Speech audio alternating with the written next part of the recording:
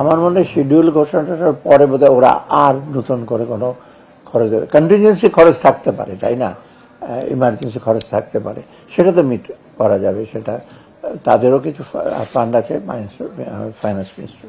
অতএব নির্বাচনের ব্যাপারে কোনো চিন্তা করার দরকার নাই। বাজেটের বিষয়ে বিভিন্ন মন্ত্রণালয় জানাতে বলেছে একটা তারিখ আছে। আমি একটা সার্কুলার একটা ফর্মাল লেটার যায়, এগুলো সব আইন বিধিগত। বাজেটের যে কোনো জিনিসই কিন্তু আমরা ফলো করি ফাইন্যান্সিয়াল রুল আর কি। তো এটা একটা সময় দিয়েছে ডিসেম্বরের শেষের দিকে, এটা হয়তো আমার কাছে প্লেস করবে, তারপর আমি ইসেতে যাব, মানে ইসেতে অ্যাডভাইজারি কমিটিতে।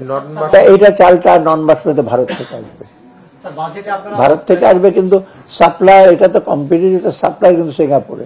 কারণ আমরা তো আর বলবো না যে ভারত থেকে আনবেন না, থাইল্যান্ড থেকে আনবেন না, মায়ানমার থেকে আনবেন না।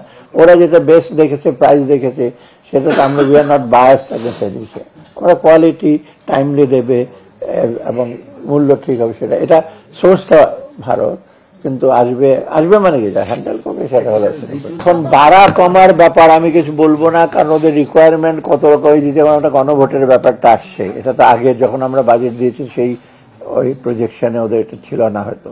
তারপরে ওরা এখন আপনার ওই যে বিদেশে যে আজকে থেকে 25 তারিখ থেকে শুরু হবে বিদেশে ভোটারদের এনরোলমেন্ট, আমরা জানি এমবেসিতে, সেটার হয়তো তখন ফরেন মিনিস্ট্রি থেকে হয়তো আমাদেরকে চাইতে পারে যে তাদের তো আমি দেখে আসছি সিঙ্গাপুর যে গেলাম, এর আগে আমি জাপানে দেখছি ওরা প্রিপারেটরি এসে নিচ্ছে, লোকজন যোগাযোগ করছে, সেখানে ওদের কস্ট ইনভলভ হতে, ওদের অফিসাররা ওভার টাইম করবে, সেটাও আমরা তা প্রোভাইড করবো। ওদের এক্স্যাক্টলি তো আমি বলে দিতে পারবো না এখন ইমিডিয়েটলি।